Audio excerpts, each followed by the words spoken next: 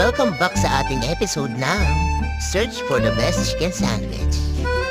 For today's video, susubukan naman natin ang bagong creamy spinach Zinger sandwich ng KFC.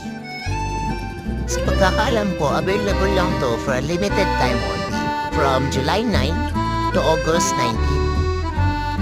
Okay, sa una pa lang, mapapansin mo na mas malaki ang chicken patty kesa sa bread bun.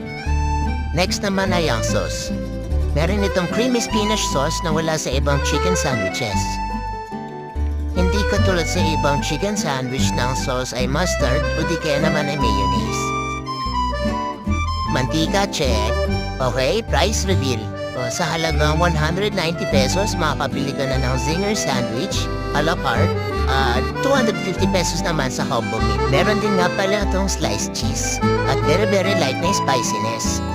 Masarap naman talaga tong creamy spinach sandwich.